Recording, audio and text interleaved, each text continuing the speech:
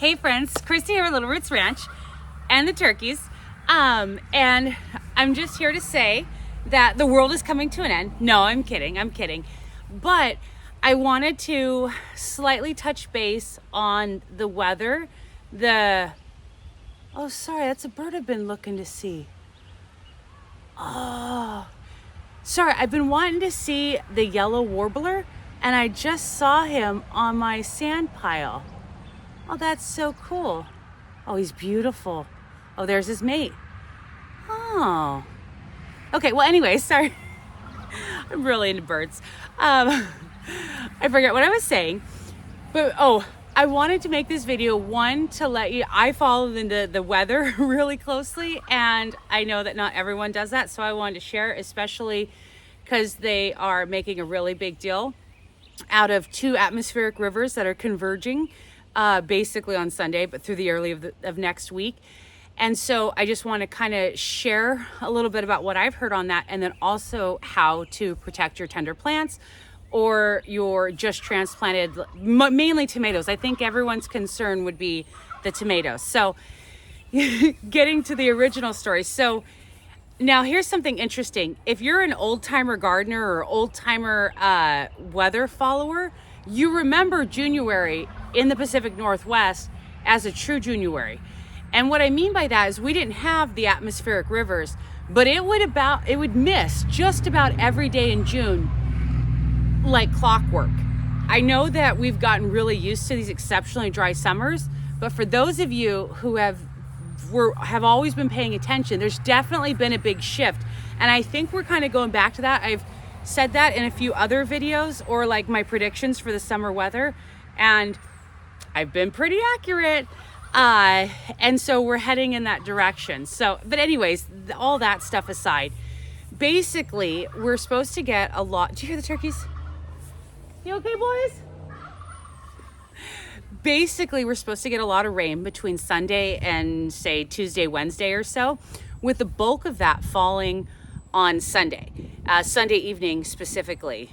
And it's supposed to be like a lot of rain. Like I said, two atmospheric rivers, like one's from Asia and the other one I don't remember, but they're converging or hitting or something like that. There's been a flood in certain counties.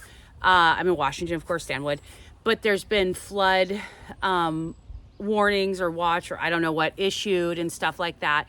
And for me, I've been timing when I was going to put out my tomatoes, and I've put out 1/3 of them. So today's Friday. Thursday night, I actually got all of these babies in the ground. And and then we're supposed to have incredibly sunny, warm weather. I think 80 this coming Saturday, not tomorrow, but a week from tomorrow. And so I've been watching the weather, because what I don't want to do, I don't like putting my tomatoes out in the rain so much. I like overcast, but like on rain, but I definitely don't want to put them out in hot sun, because that's tough for any little baby, you know? So anyways, I made the decision to put mine in. I didn't realize we were going to have, I knew it was going to rain, but I didn't realize how much rain. And so, but nonetheless, I'm not worried. And so I want to quell any but any concerns that you have as well. At the end of the day, no matter what happens or how much rain we do or do not get, or how wet and damp, I guess that might be more of a concern. I have raised beds, so it wouldn't flood them. But even if your tomato just completely snaps like at the base, it'll be fine. It'll just grow back, so don't be too concerned about that. I think it's not so much the rain, but the volume of rain that's expected, and those large drops that'll just pummel, newly transplanted tomatoes. I don't know how long you've had your tomatoes in the ground. But nonetheless, I know we've had some rain, but not that really heavy rain. So the best thing to do in preparation, obviously you can choose to do nothing if you like. But if you're a little concerned, or you'd rather not play risky, the best thing to do is just simply cover them. So as I mentioned with my tomatoes, today's Friday, put them out yesterday, Thursday. And so I do plan to cover them. I have these, they don't show up well in camera, but if you've seen my other video, this is concrete mesh and I make these huge circles. They're tall, like taller than me. And it's just I don't prune the plants, and they just grow wild in there.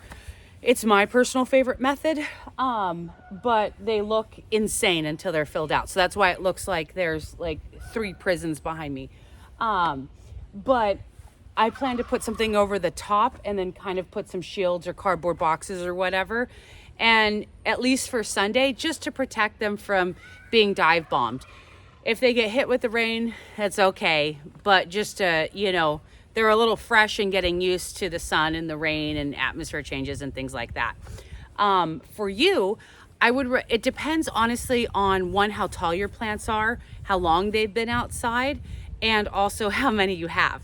If you've got a couple hundred tomato plants outside, I have about a third of mine out, about a quarter of mine out right now, probably about 20 to 30 plants. But if you have like a couple hundred out, like you're a little bit limited on how you can protect them. I mean, obviously anything is possible. And I have seen farmers, get buckets from every single person they know on earth and cover them. Like for eastern states, when they have a really, really late frost, that does not look fun. I've seen people also dig all their tomatoes, hundreds of them, and then replant them. Again, that's East Coast farmers. And so I'm not concerned about that, but those are always options. But for the average home gardener, if you have your tomatoes out, and this could go for peppers or whatnot as well, or anything that you've just transplanted, even like more hardy things like lettuce or whatnot, if they're tender and you don't really want them getting beat up by the rain, you could always throw, I think the most common thing is just Amazon box or a box of any form, using tomato cages and like a sheet or a towel or a feed bag. Realistically, anything you kind of have, even if it creates like a blackout condition, Sunday is the worst day, it's just one day, or even for a couple days, at the end of the day, it's not going to hurt the plants. I'm trying to think what other options. I mean, really, honestly, anything will work, to keep them covered. And yeah, again, I don't think it'll do a whole lot of damage. And I'm also going off what the weather says.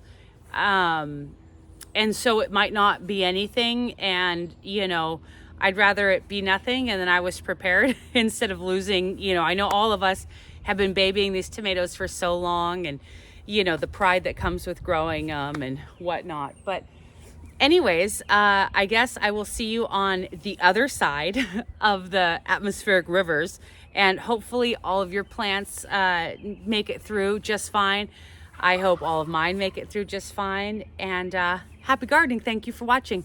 Bye.